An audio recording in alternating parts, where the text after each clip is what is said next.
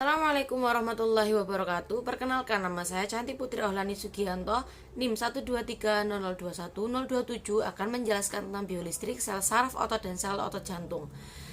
Dengan mata kuliah Fisika Kesehatan dan Biokimia dengan dosen pengampu Ibu Ima Kurni Astuti, STMT, dan dosen PJMK yaitu Ibu Lailatul Husnul Rizki, SST MPH. Saya dari Prodi S1 Kebidanan Universitas Nahdlatul Ulama Surabaya. Oke, biolistrik adalah listrik yang terdapat pada tubuh manusia. Beda dengan listrik yang pada umumnya kita tahu. Berbeda listrik yang berasal dari elektron seperti baterai. Listrik dalam tubuh manusia itu hidup berasal dari ion. Jadi, listrik yang ada dalam tubuh manusia itu bukan seperti listrik yang mengalir pada kabel listrik. Nah, biolistrik yang dimiliki setiap manusia bersumber dari ATP atau adenosin triphosphate, di mana ATP ini dihasilkan oleh mitokondria melalui proses respirasi sel. Sel-sel mampu menghasilkan potensial listrik yang merupakan lapisan muatan positif pada permukaan luar dan lapisan muatan negatif pada permukaan dalam bidang batas atau membran. Jika diibaratkan, lapisan muatan positif dan lapisan muatan negatif ini sama seperti katoda dan anoda dalam baterai. Nah, jika baterai digunakan untuk alat-alat listrik, biolistrik berguna untuk tubuh makhluk hidup. Contohnya seperti perjalanan impuls saraf menuju efektor pada tubuh manusia menjadi sangat cepat karena adanya proses kelistrikan pada sel saraf. Sel saraf juga disebut sebagai neuron. Nah, dia itu yang berperan menghantarkan impuls ke rangsangan. Lalu kita masuk morfologi saraf. Ada badan sel, satu badan sel mengandung inti sel dan sitoplasma. Terdapat mitokondria yang berfungsi sebagai penyedia energi untuk membawa rangsangan. Dua dendrit adalah serabut-serabut yang merupakan penjuluran sitoplasma. Dendrit umumnya banyak dan pendek-pendek. Fungsinya untuk membawa rangsangan ke badan sel. 3 akson atau neurit. Dendrit adalah serabut-serabut dari penjuluran sitoplasma. Bedanya dengan dendrit, akson itu ukurannya lebih panjang. Fungsinya untuk membawa ke badan sel, ke sel saraf lain. Lalu ada selaput mielin. Selaput atau selubung mielin adalah selaput pembungkus neurit.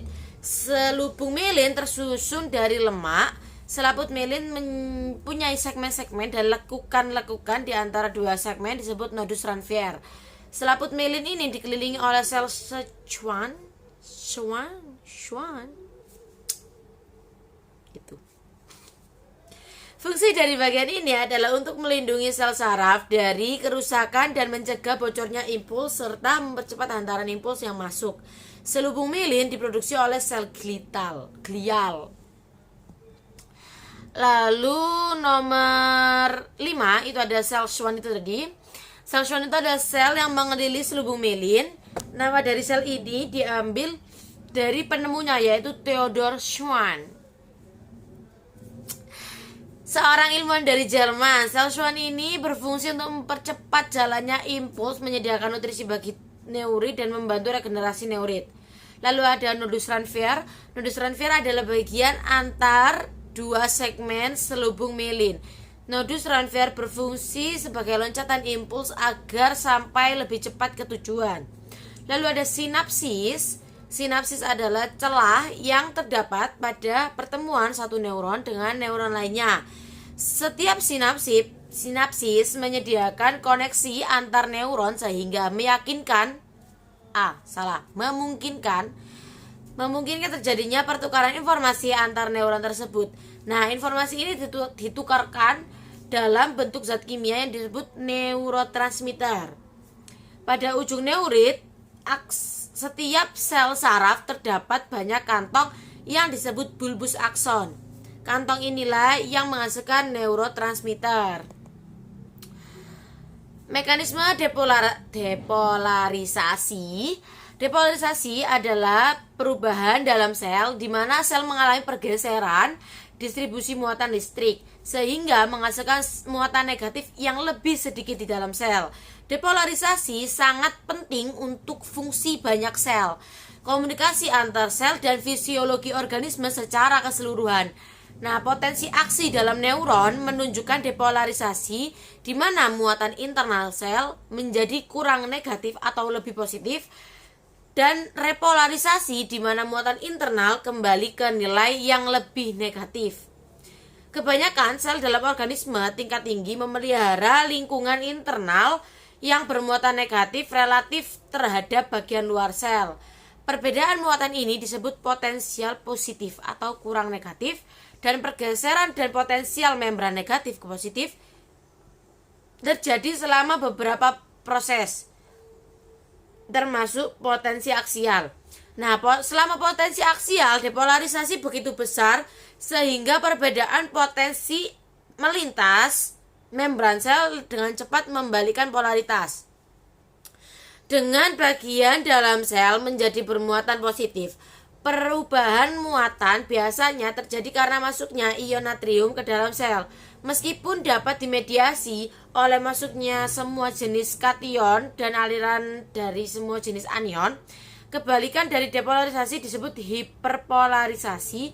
Penggunaan istilah depolarisasi dalam biologi berbeda dengan penggunaannya dalam fisika, yang mengacu pada situasi di mana segala bentuk polaritas atau yaitu adanya muatan listrik baik positif maupun negatif berubah menjadi nilai nol.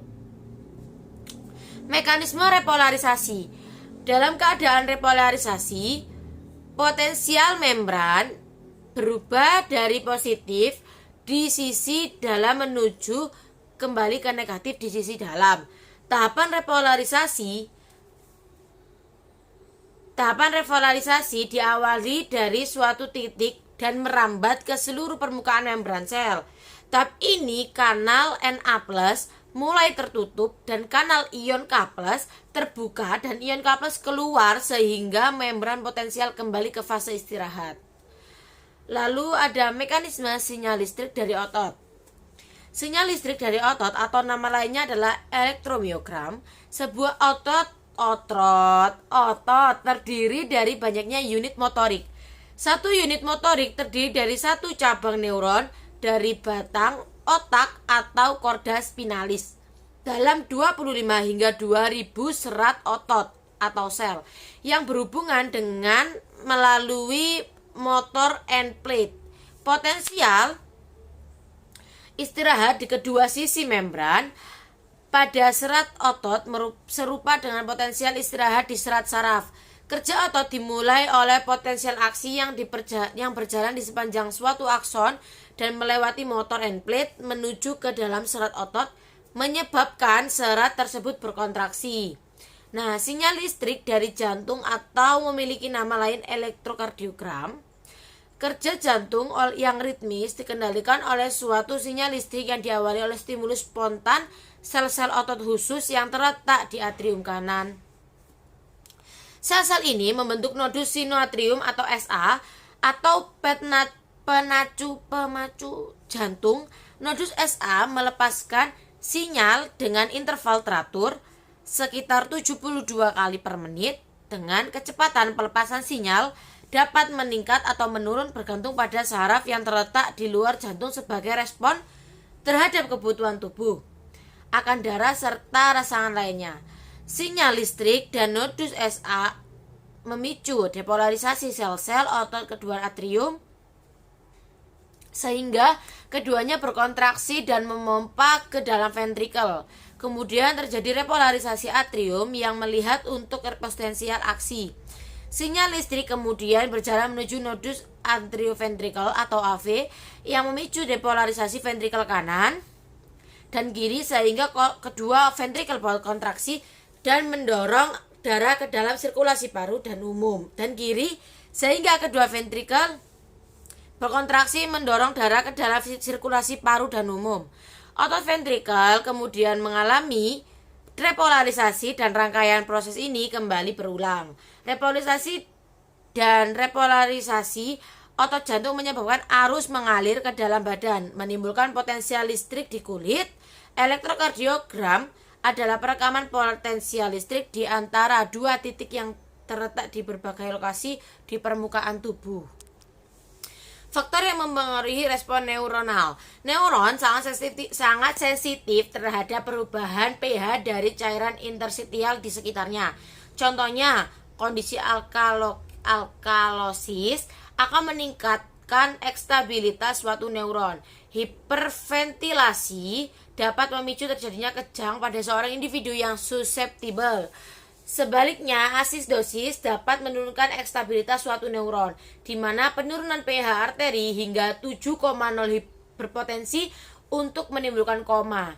Hipoksia dapat menyebabkan berhentinya kerja neuron secara total dalam waktu 3-5 menit. Hal ini tercermin dari terjadinya penurunan kesadaran secara tiba-tiba setelah adanya penurunan aliran darah ke otak. Sistem saraf pada manusia dibedakan menjadi sistem saraf pusat dan sistem saraf tepi. Nah, pada sistem saraf pusat terdiri dari otak dan susun tulang belakang yang bertanggung jawab terhadap yang disadari, yang disebut juga gerak sadar atau gerakan biasa. Sedangkan gerak yang tidak disadari disebut gerak refleks. Alur impuls pada gerakan biasa atau gerak sadar itu reseptor menerima rangsangan, lalu ke saraf sensorik, dibawa ke saraf pusat atau otak atau sumsum tulang belakang untuk diolah, lalu saraf motorik, efektor dalam bentuk gerak yang disadari, contoh olahraga, berjalan, makan, minum, dan sebagainya. Nah, alur impuls saraf pada gerak refleks itu reseptor menerima rangsangan, saraf sensorik, interneuron di sumsum tulang belakang tanpa diolah oleh pusat saraf motorik dan efektor. Jantung, oke, kita memasuki jantung. Sudah memasuki jantung, berarti sebentar lagi selesai, sabar ya Besti. Jantung merupakan organ penting yang bertugas memompa darah dalam tubuh. Jika jantung pembuluhnya bermasalah, tentu akan menyebabkan berbagai penyakit jantung dan menimbulkan gejala. Parahnya, jika jantung kehilangan fungsi, kematian bisa terjadi. Lantas seperti apa anatomi jantung? Nah, anatomi jantung itu satu, ada bagian perikardium. Jenis membran serosa yang menghasilkan cairan serous yang melumasi jantung selama berdenyut dan mencegah gesekan untuk menyakitkan antara jantung dan organ sekitarnya. Lalu ada atrium atau serambi. Itu ada dua, ada serambi kanan dan serambi kiri, atau biasa disebut atrium dextra dan atrium sinistra. Nah, serambi itu, kalau serambi kanan itu berfungsi untuk menerima darah kotor dari tubuh dan dibawa oleh pembuluh darah. Sedangkan serambi kiri itu berfungsi untuk menerima darah bersih dari paru-paru. Nah, serambi itu juga memiliki dinding tipis dan tidak berotot karena tugasnya hanya sebagai ruang penerima darah. Nah, kalau di anatomi jantung, serambi itu biasanya pada sisi kanan dan kiri bagian atas. Lalu ada bilik atau ventricle, sama seperti atrium. Bilik itu juga ada kanan dan kiri, ada ventricle dextra atau dan ventricle sinistra. Itu bagian bawahnya. Jadi di atas itu ada atrium, nah di bawahnya itu ada ventricle tersebut.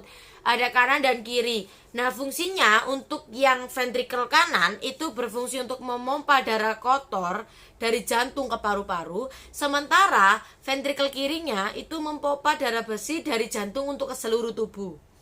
Nah, lalu ada katup. Nah, katup itu ada 4, yaitu satu katup trikuspid mengatur aliran darah dari atrium kanan dan ventricle kanan.